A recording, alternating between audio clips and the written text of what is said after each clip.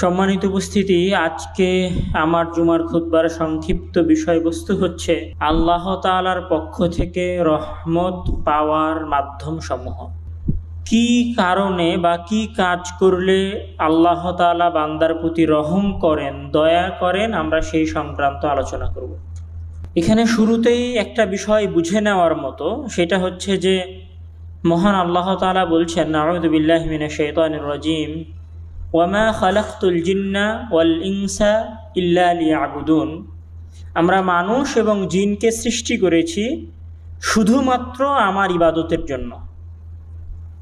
অর্থাৎ মানুষ এবং জিনকে বানানো হয়েছে, পৃথিবীতে পাঠানো হয়েছে, তারা আল্লাহ তাআলার ইবাদত করবে, আল্লাহ তাআলার দাসত্ব করবে, মানে 5 ওয়াক্ত সালাত আদায় করবে, রমাজান মাসের 30টা সিয়াম পালন করবে, জাকাত ফরজ হলে জাকাত দিবে, হজ ফরজ হলে হজ আদায় করবে। এই যে মৌলিক ইবাদতগুলো আছে, এই ইবাদতগুলো করার জন্য আমি বান্দাকে দুনিয়ায় পাঠিয়েছি, মানুষকে দুনিয়ায় পাঠিয়েছি। এখন একজন মানুষ যখন 5 ওয়াক্ত সালাত আদায় করতেছে, তখন সে শুধুমাত্র তাকে যে উদ্দেশ্যে দুনিয়ায় পাঠানো হয়েছে সেই উদ্দেশ্যটা বাস্তবায়ন করতেছে। যখন সে সিয়াম পালন করতেছে, তখন তাকে যে উদ্দেশ্যে দুনিয়ায় পাঠানো হয়েছে সেই উদ্দেশ্যটা সে বাস্তবায়ন করতেছে। আল্লাহ তাআলার আদেশ সে শুধু মান্য করতেছে, এর বাইরে অন্য কিছু না। আল্লাহ তাআলার আদেশ যদি সে লঙ্ঘন করে, না মানে, তাহলে এই জায়গায় সে গুনাহগার হবে, পাপী হবে। এর বাইরে যে জিনিসটা আছে, যে মহান আল্লাহ তাআলা আপনাকে দুনিয়ায় পাঠিয়েছেন, এবার আসমান থেকে বৃষ্টি বর্ষণ করেছেন, জমিন থেকে ধান, গম, পানি এগুলো উৎপাদন করার ব্যবস্থা করেছেন, আম, লিচু, কাঁঠাল, জাম এইগুলো দিচ্ছেন। আপনার শরীর, সুস্থ শরীর আপনাকে দিয়েছেন, আপনার হাত, 2 পা, আপনাকে চিন্তার ক্ষমতা দিয়েছেন। এই যে সবগুলো দিয়েছেন, একটা তো আপনাকে জাস্ট সৃষ্টি করা হয়েছে, এইগুলোর জন্য আপনি ইবাদত করেন। আর আরেকটা হচ্ছে যে আল্লাহ তাআলা আপনাকে অন্যের চাইতে ভালো রিজিক দিয়েছেন, আপনার জমি জায়গা আছে, আল্লাহ তাআলা আপনাকে নিয়ামত দিয়েছেন। এই নিয়ামতগুলোর জন্য শুকরিয়া আছে। একটা হচ্ছে ইবাদত, ইবাদতের অন্তর্ভুক্ত শুকরিয়া, কিন্তু একটা হচ্ছে ফরজ সালাত, ফরজ সিয়াম, ফরজ হজ, ফরজ জাকাত। আর আরেকটা হচ্ছে এইগুলো করলে শুধু আল্লাহ তাআলার ইবাদত করা হয়, কিন্তু এর বাইরে যেগুলো আছে সেগুলো করলে আল্লাহ তাআলার রহমত পাওয়া যায়। কেন? কেননা ওগুলো করার মাধ্যমে আল্লাহ তাআলার শুকরিয়া আদায় হয়। কিসের শুকরিয়া? যে আল্লাহ তাআলা আমাকে সুন্দর 2টা হাত দিয়েছেন, 2টা সুন্দর পা দিয়েছেন, আল্লাহ তাআলা আমার রুজির ব্যবস্থা করেছেন, আল্লাহ তাআলা আমার খাদ্য সামগ্রীর ব্যবস্থা করেছেন। এগুলোর কোনো কিছুরই যদি মহান আল্লাহ তাআলা ব্যবস্থা না করতেন, তথাপিও আপনাকে আল্লাহ তাআলার ইবাদত করতে হতো। আপনি ইবাদত করতে বাধ্য, কেননা আপনাকে সৃষ্টি করা হয়েছে ইবাদত করার জন্য। কিন্তু ইবাদতের বাইরে আপনি যে আল্লাহ তাআলা আপনাকে এত নিয়ামত দিয়েছেন, এত অনুগ্রহ দিয়েছেন, সেই অনুগ্রহগুলোর জন্য আপনাকে আলাদা আলাদা কিছু কাজ করতে হবে, যেগুলোর মাধ্যমে আপনি আল্লাহ তাআলার শুকরিয়া আদায় করবেন। এই জন্য আমি আগের দিনের আলোচনায় বলেছিলাম যে শুধু ইবাদত দিয়ে জান্নাতে যাওয়া যাবে না, কেননা ইবাদত তো করে ফেললেন, কিন্তু আল্লাহ তাআলা যে এত অনুগ্রহ আপনার উপর দিয়েছেন সেগুলোর কৃতজ্ঞতা তো হয় নাই। মানে একজন মানুষ যদি শুধু মনে করে যে আমি 5 ওয়াক্ত সালাত আদায় করে ফেললাম মানে আমার সব শেষ হয়ে গেল, বিষয়টা এরকম নয়, তার আরও অনেক কিছু করার আছে। তো মহান আল্লাহ তাআলা বান্দার উপরে খুশি হন ইবাদতের বাইরে আর যে সমস্ত কাজ করলে, যে সমস্ত কাজ করলে মহান আল্লাহ তাআলা বান্দার প্রতি রহমত বর্ষণ করেন, সেই সমস্ত কাজের একটা গুরুত্বপূর্ণ কাজ হচ্ছে তাকওয়া অবলম্বন করা। তাকওয়া মানে পরহেজগারিতা। যেমন মহান আল্লাহ তাআলা বলছেন যে ওয়ারাহমাতি ওয়াসিআত কুল্লা শাইইন ফাসাআকতুবুহা লিল্লাযীনা ইয়াত্তাকুন। আমার রহমত সবার উপরেই আছে, সকলের উপরেই আমি রহমত করেছি, পুরো পৃথিবীবাসীর উপরে। ফাসাআকতুবুহা, অতঃপর আমি এটাকে লিখে দিব, নির্দিষ্ট করে দিব। মানে দুনিয়ায় আমার রহমত কাফের, মুশরিক, মুসলিম, অমুসলিম, বেদাতি, হিন্দু সবার জন্যই দুনিয়াতে আমার রহমত, সবাই খাইতে পায়, সবাইকে আমি শস্য দিয়েছি, সবাইকে মাছ দিয়েছি, গোস্ত দিয়েছি, তরি তরকারি দিয়েছি, কিন্তু ফাসাআকতুবুহা, আমি আমার এই রহমতটা সুনির্দিষ্ট করে দিব কিয়ামতের দিন। কাদের জন্য? লিল্লাযীনা ইয়াত্তাকুন, শুধুমাত্র তাদের জন্য যারা তাকওয়া অবলম্বন করে। তাহলে আল্লাহর রহমত সুনির্দিষ্ট হয়ে যাবে, দুনিয়াতে সবার জন্য আম, আর আখিরাতে সুনির্দিষ্ট হবে শুধু তাদের জন্য যারা কি করে? তাকওয়া অবলম্বন করে। তাকওয়া অবলম্বন করা কি? তাকওয়া অবলম্বন করার একদম প্রথম স্তর, একটা কাদাযুক্ত রাস্তায় যেমন আমরা একটু সতর্কতার সাথে ধাপ ফেলে ফেলে চলি যেন আমার জুতাটা কাদার মধ্যে না পড়ে যায়, অথবা কাঁটাযুক্ত রাস্তার মধ্যে যেমন আমরা যখন কোনো আবর্জনা স্তূপের মধ্যে যাই তখন পায়ের মধ্যে যেন কাঁটা না ফোটে, তখন যেরকম বেছে বেছে চলি, এইরকম সাবধানে পা ফেলাটাকেই মূলত বলা হয় তাকওয়া। মানে দুনিয়াবী জীবনে পাপ থেকে বেঁচে থাকার চেষ্টা করাটাই হচ্ছে তাকওয়ার প্রথম স্তর। আপনি সারাদিনে কোনো ভালো কাজই করেননি, ধরেন শুধু 5 ওয়াক্ত সালাত আদায় করেছেন, আর কোনো এক্সট্রা ইবাদত নাই আপনার, কিন্তু একটা জিনিস আপনি করছেন, সেটা হচ্ছে কি? পাপ করার চেষ্টা করেন না, আপনার দ্বারা যেন পাপ না হয় সেটার আপনি চেষ্টা করেন। তাহলে বান্দা যখন পাপ থেকে বেঁচে থাকার চেষ্টা করে তখন আল্লাহ তাআলা তার উপর রহমত বর্ষণ করে। ভালো কাজ করাটা পরে তাকওয়ার সর্বোচ্চ স্তর, আর তাকওয়ার সর্বনিম্ন স্তর হচ্ছে যে আপনি পাপ থেকে বেঁচে থাকার চেষ্টা করতেছেন। ভালো কাজ করা কঠিন, সেটার জন্য আলাদা প্ল্যান লাগে, কিন্তু খারাপ কাজ থেকে বেঁচে থাকাটা বান্দার জন্য প্রাথমিক স্তরে সহজ। আপনি সারাদিনে হিসাব করেন সকালবেলা উঠে যে আজকে তো আমি কোনো ভালো কাজ করার মতো হয়তো আমার সুযোগ হবে না, যেহেতু আমি সারাদিন কাজ করব, কিন্তু আমার দ্বারা যেন একটা খারাপ কাজও না হয়। তো যখন বান্দা খারাপ কাজ করা থেকে বিরত থাকে তখন আল্লাহ তাআলা তার উপরে রহমত বর্ষণ করেন, খাস রহমত বর্ষণ করেন। দ্বিতীয়ত, মহান আল্লাহ তাআলা বান্দার উপরে যে সমস্ত কারণে রহমত বর্ষণ করেন তার একটা কারণ হচ্ছে জিকির। আল্লাহ তাআলার জিকির করলে আমরা 2 জুমাতে, মানে গত জুমার আগের জুমায় জিকিরের উপরে আলোচনা করেছিলাম। জিকির মানে আল্লাহ তাআলাকে স্মরণ করা, সুবহানাল্লাহ, আলহামদুলিল্লাহ, সুবহানাল্লাহি ওয়া বিহামদিহি, সুবহানাল্লাহিল আযীম, আস্তাগফিরুল্লাহ, বা আল্লাহু আকবার ওয়ালিল্লাহিল হামদ, আল্লাহু আকবার কাবীরা। এই যে শব্দগুলো উচ্চারণ করা, এই শব্দগুলোর সবই হচ্ছে জিকির, মানে আল্লাহকে স্মরণ করা। তো যখন বান্দা আল্লাহ তাআলাকে স্মরণ করে তখন আল্লাহ তাআলা বান্দার উপরে অনুগ্রহ করেন, দয়া করেন, এবং সেই দয়াটা আবার আখিরাতে গিয়ে বান্দার সাথে সংযুক্ত হয়। তো জিকিরের সবচেয়ে বড় রহমত আল্লাহ তাআলা বান্দার উপরে কি দেন? আল্লাহ তাআলা জিকিরের সবচেয়ে বড় রহমত যেটা বান্দার উপরে দেন, মহান আল্লাহ তাআলা বলছেন যে বিসমিল্লাহির রহমানির রহিম, ইন্নামাল মুমিনুনা আল্লাযীনা ইযা যুকিরাল্লাহু ওয়াজিলাত কুলুবুহুম ওয়া ইযা তুলিয়াত আলাইহিম আয়াতুহু যাদাতহুম ঈমানা ওয়া আলা রাব্বিহিম ইয়াতাওয়াক্কালুন। তারপরের শেষের অংশের দিকে মহান আল্লাহ তাআলা বলছেন যে আল্লাযীনা আমানু ওয়া তাতমাইন্নু কুলুবুহুম বিযিকরিল্লাহ আলা বিযিকরিল্লাহি তাতমাইন্নুল কুলুব।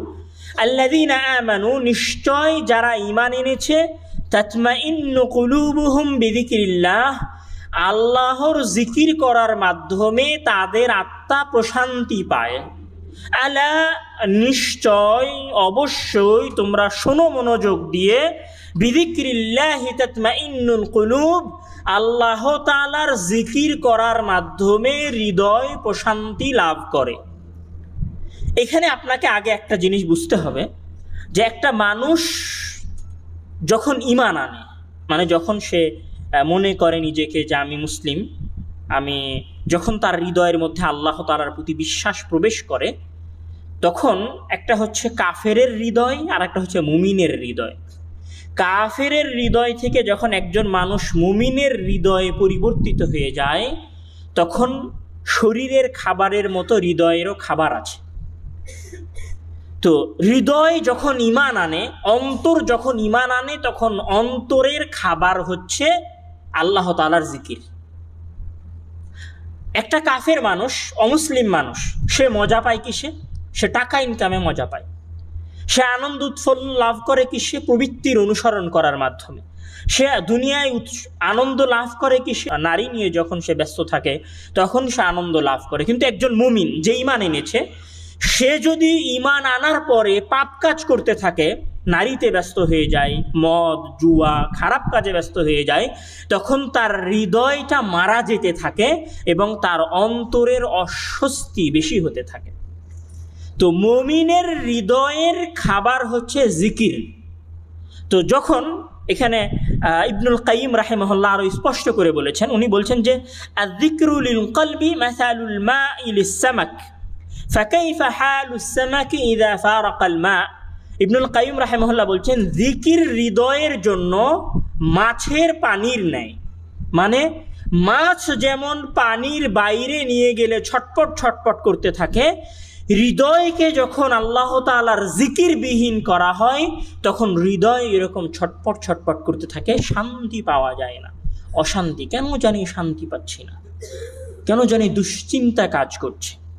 তো জিকিরের যেটা সবচেয়ে বড় ফায়দা, যেটা সবচেয়ে বড় রহমত, সবচেয়ে বড় করুণা, সেটা হচ্ছে মহান আল্লাহ তাআলা জিকিরকারী হৃদয়ে প্রশান্তি দান করে। এটা হচ্ছে দুনিয়ায় 100 টাকা ইনকাম করেও সুখে থাকে মানুষ, 200 টাকা ইনকাম করেও মানুষ সুখে থাকে, তার আত্মা প্রশান্তি পায়। আর প্রশান্তির দ্বিতীয় স্তর হচ্ছে যে যখন কিয়ামতের দিন সারা পৃথিবীর মানুষ দিক বিদিক ছুটে বেড়াবে, নিজেদের আমল নামা নিয়ে দুশ্চিন্তাগ্রস্ত থাকবে যে আজকে আমার আমল নামা কোন হাতে দেওয়া হবে, এটা নিয়ে যখন মানুষ চিন্তা করবে, মানুষ যখন কোনো শান্তি পাবে না, তখন মহান আল্লাহ তাআলা কিছু মানুষের হৃদয়ে শান্তি দান করবেন কিয়ামতের দিন। ওই শান্তি কাদের হৃদয়ে দান করবেন? যারা দুনিয়াতে মহান আল্লাহ তাআলার জিকিরে নিজেকে ব্যস্ত রাখত। এখানে ইবনে তাইমিয়া রাহিমাহুল্লাহ আরো একটা কথা বলেছেন যে আয-যিকরু লিল কলবি মাসালুল গিযাই লিল বাদান ফাইযা ফাকাদাহুল কলবু সারা কাল জাসাদিল জায়ি। শাইখুল ইসলাম ইমাম ইবনে তাইমিয়া রাহিমাহুল্লাহ উনি বলছেন যে জিকির হচ্ছে হৃদয়ের জন্য খাবারের মতো।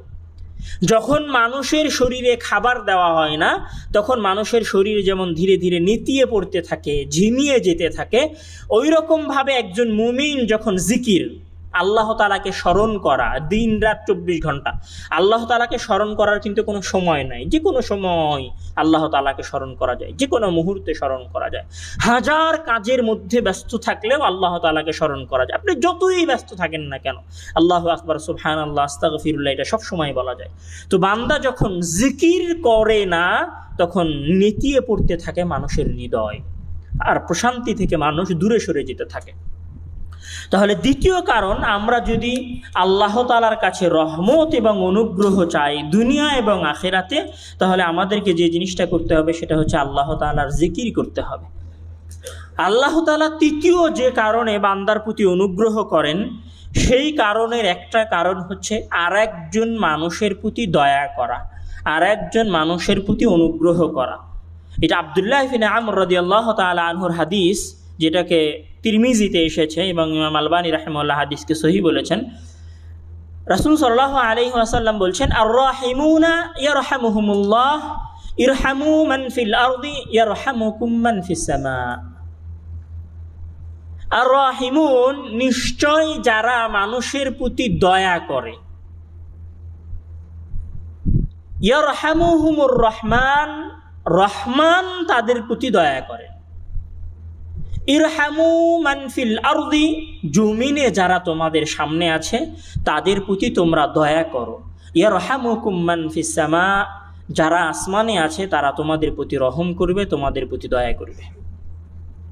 কিভাবে করবেন? আপনি এখন মনে মনে, আপনার মনে প্রশ্ন হতে পারে, আমার আবার মানুষকে দয়া করার কি আছে?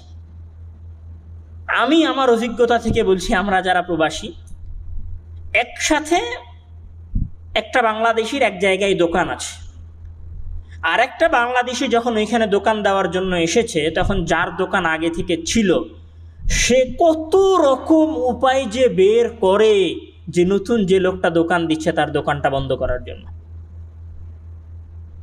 এটা হচ্ছে রহমতের বিপরীত, দয়ার বিপরীত। আপনি যদি আল্লাহর দয়া চান তাহলে ওই ব্যক্তিটাকে সাহায্য করেন। আপনি এইটা মনে করিয়েন না যে সে যদি আপনার পাশে দোকান দেয়, সে যদি আপনি যে বাসায় চাকরি করতেন সে বাসায় যদি সে চাকরি নিয়ে ফেলে, আপনি যে হোটেলে কাজ করতেন সে হোটেলে যদি সে কাজ নিয়ে ফেলে, তাহলে আপনার রিজিকে কম হয়ে যাবে, আপনি এই ধারণা করিয়েন না। কেননা রাসূল সাল্লাল্লাহু আলাইহি ওয়াসাল্লাম বলছেন যে আপনি যদি ওই ব্যক্তিকে সহযোগিতা করেন তাহলে আল্লাহ তাআলা আপনাকে সহযোগিতা করবে। রিজিকের চিন্তা করিয়েন না, রিজিক নির্ধারণ হয়েছে আসমানে 50,000 বছর পূর্বে। ওই দোকানের পাশে যদি আরো 50টা দোকান হয়, আরো 100টা দোকান হয়, তা আল্লাহ তাআলা আপনাকে যে রিজিক লিখে রেখেছিলেন আপনার ভাগ্যে, ওই রিজিকই মহান আল্লাহ তাআলা আপনাকে 100টা দোকান হওয়ার পরেও দিবে। আপনারা একটা কোম্পানিতে 100 লোক ছিলেন, 1000 লোকও যদি ওই কোম্পানিতে আসে, আল্লাহ তাআলা আপনার রুজিতে যে রিজিক লিখে রেখেছিলেন আপনি ওই রিজিকই পাবেন, কেননা ওই রিজিক মহান আল্লাহ তাআলা 50,000 বছর পূর্বে লিখে রেখেছেন আপনার জন্মে। রিজিক নিয়ে টেনশন করার কোনো কিছু নাই, বরং যে লোকটা নতুন আসতেছে, যে লোকটা নতুন কাজ করা শুরু করতেছে, আপনি তাকে পথ দেখান, তাকে রাস্তা দেখান, তাকে হেল্প করেন। এই হেল্পটাই, এই সাহায্যটাই হচ্ছে রহমত। আপনি তার উপর রহম করেন, আল্লাহ তাআলা আপনার উপর রহমত বর্ষণ করবে। কত উপার্জনের উপায় আল্লাহ তাআলা আপনার জন্য খুলে দিবে, তার কোনো হিসাব নাই। আপনার কাছে উপার্জনের মাধ্যম সীমিত, কিন্তু আল্লাহ তাআলার কাছে তো আর রিজিক দেওয়ার মাধ্যম সীমিত নয়। মানে আপনি মানুষ, এখন আপনার তো একটা সক্ষমতা আছে, একটা ধারণ ক্ষমতা আছে। আপনি এখন ধারণ ক্ষমতার মধ্যে থেকে ভাবছেন যে আমার রিজিকের মাধ্যম তো দোকান, আমার রিজিকের কাস্টমার, আমার রিজিকের মাধ্যম তো আমার 50টা কাস্টমার। এই 50টা কাস্টমার যদি 2 ভাগ হয়ে যায় তাহলে তো আমি পাবো 25টা। এটা আপনার ফিকরা, এটা আপনার চিন্তা, কিন্তু যিনি আপনাকে রিজিক দিচ্ছেন তার কাছে তো লক্ষ কোটি উপায় আছে আপনাকে রিজিক দেওয়ার। আপনি আপনার নিজের জায়গা থেকে চিন্তা করিয়েন না, তার জায়গা থেকে ভাবেন যে তাকে আপনার মতো কোটি কোটি মানুষকে রিজিক দেওয়া অন্টু এর ব্যাপার। উনি সারা পৃথিবীর মানুষকে রিজিক দিচ্ছেন না।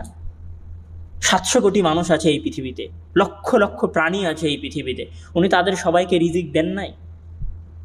আপনাকে রিজিক দিবে। তো আরেকজনের উপর রহমত করেন, আল্লাহ তাআলা আপনার উপর রহম বর্ষণ করবে। এটা ছিল তৃতীয় পয়েন্ট। আল্লাহ তাআলার রহমত পাওয়ার চতুর্থ সবচেয়ে গুরুত্বপূর্ণ পয়েন্ট আমাদের জন্য, যেই জায়গায় আমরা প্রবাসীরা মাঝে মাঝে পিছিয়ে পড়ি, সেটা হচ্ছে সিলাতুর রাহিম, আত্মীয়তার সম্পর্ক রক্ষা করা।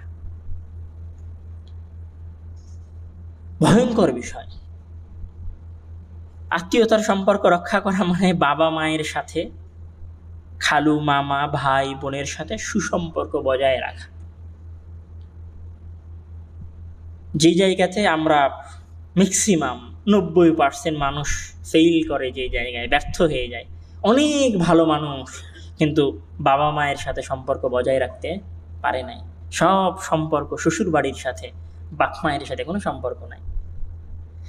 তো রাসূল সাল্লাল্লাহু আলাইহি ওয়াসাল্লাম বলছেন ভয়ঙ্কর হাদিস, আন আবি হুরায়রা রাদিয়াল্লাহু তাআলা আনহু আনিন নবী সাল্লাল্লাহু আলাইহি ওয়াসাল্লাম قال ان الله خلق الخلق حتى اذا فرغ من خلقه قالت الرحم هذا مقام العائذ بك من القطيعة قال نعم اما ترضين ان اصل من وصلك وأقطع من قطعك قالت بلى يا رب قال فهو لك।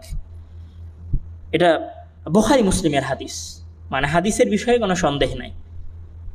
ইন্নাল্লাহ খালাকাল খালকা, যখন আল্লাহ তাআলা পুরো পৃথিবীকে সৃষ্টি করে ফেললেন, ওয়া ফারাগা মিন খালকি, আর পুরো পৃথিবী যখন আল্লাহ তাআলার সৃষ্টি করা তৈরি হয়ে গেছে, এটা থেকে যখন আল্লাহ তাআলা ফারেগ হয়ে গেলেন পুরো পৃথিবী সৃষ্টি করা থেকে, কালাতির রাহিম, তখন আত্মীয়তার সম্পর্ক, এটা একটা বস্তুর মতো বা কোনো কিছুর মতো আল্লাহ তাআলা তাকে একটা আকৃতি দিয়েছেন আত্মীয়তার সম্পর্ককে।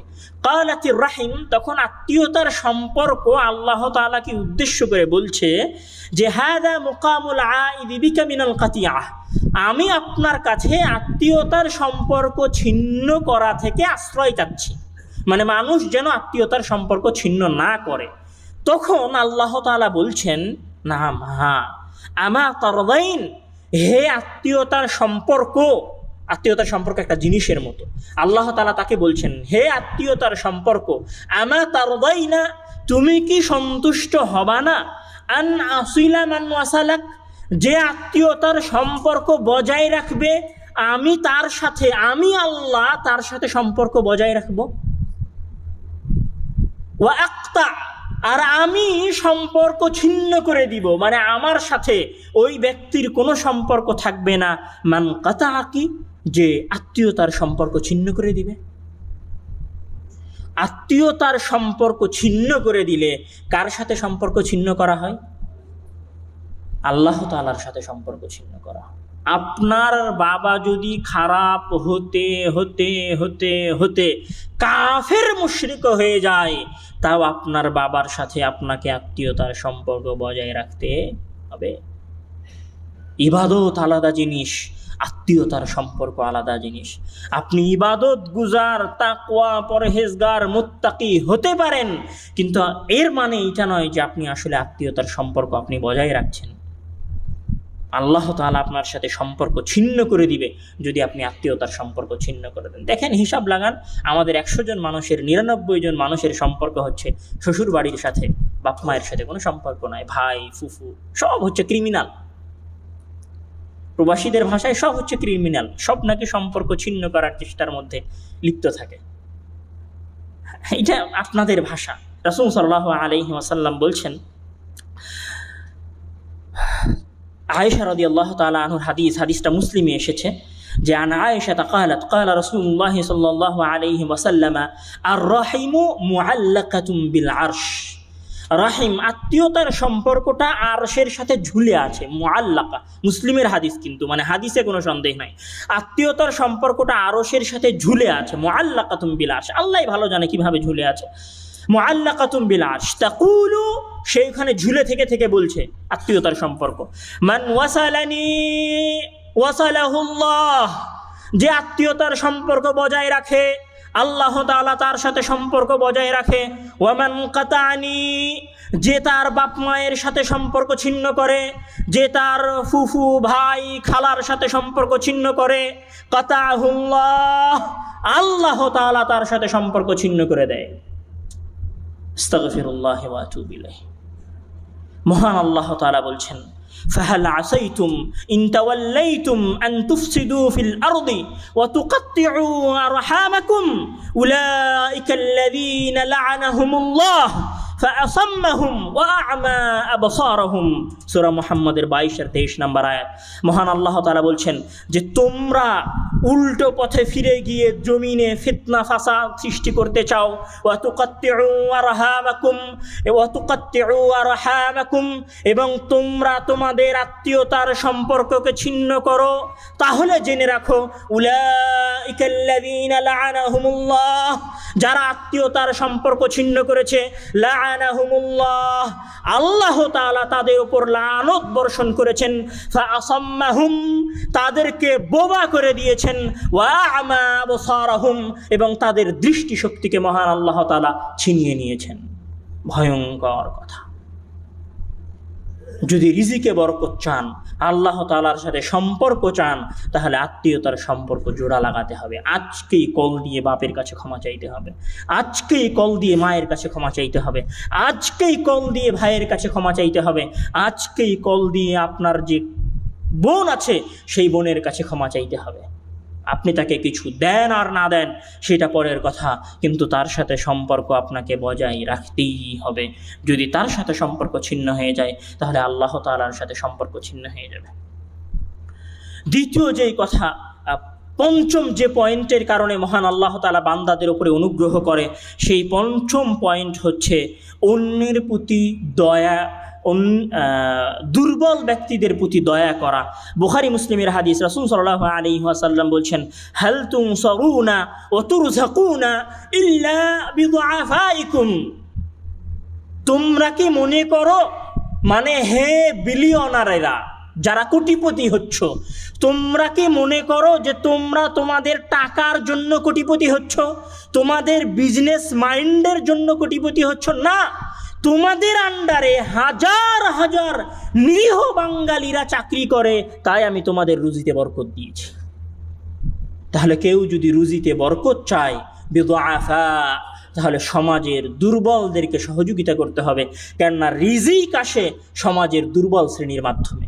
ওই যে কোটিপতি রিজিক পায়, ওই রিজিক পায় আপনাদের জন্য, আপনাদের মতো 3000, 4000, 20 লাখ, 25 লাখ বাঙালির রুজির ব্যবস্থা করেছে। তাই এটা রাসূল সাল্লাল্লাহু আলাইহি ওয়াসাল্লাম বলছেন। সুতরাং আমরাও যদি কেউ মহান আল্লাহ তাআলার রহমত চাই, তাহলে আমাদেরকে আমাদের সমাজের দুর্বল ব্যক্তিদের প্রতি দয়াবান হতে হবে। আজকের বক্তব্যের 5টা পয়েন্ট, তার মধ্যে মূল কথা ছিল যে আমরা আখিরাতে মহান আল্লাহ তাআলার অনুগ্রহ, মহান আল্লাহ তাআলার করুণা কিভাবে লাভ করতে পারি। তার মধ্যে প্রথম কথা ছিল তাকওয়া অবলম্বন করা, মানে পাপ থেকে বেঁচে থাকা। তার মধ্যে দ্বিতীয় কথা ছিল যে আল্লাহ তাআলাকে স্মরণ করা। তার মধ্যে তৃতীয় কথা ছিল মানুষের প্রতি দয়াবান হওয়া, রহমত করা, আরেকজনকে সহযোগিতা করা, রিজিক নিয়ে টেনশন করে আরেকজনের সাথে হিংসা বিদ্বেষ করা নয়। তার চতুর্থ পয়েন্ট ছিল আল্লাহ তাআলার রহমত পেতে চাইলে আত্মীয়তার সম্পর্ক বজায় রাখতে হবে। তার পঞ্চম পয়েন্ট ছিল যে দুর্বল ব্যক্তিদেরকে সহযোগিতা করতে হবে, তাহলে কিয়ামতের দিন মহান আল্লাহ তাআলা আমাদের প্রতি রহমত বর্ষণ করবেন। মহান আল্লাহ তাআলা আমাদেরকে তার রহমত পাওয়ার তৌফিক দান করুক। আল্লাহুম্মা আমিন। ওয়া আখিরু দাওয়ানা আলহামদুলিল্লাহি রাব্বিল আলামিন।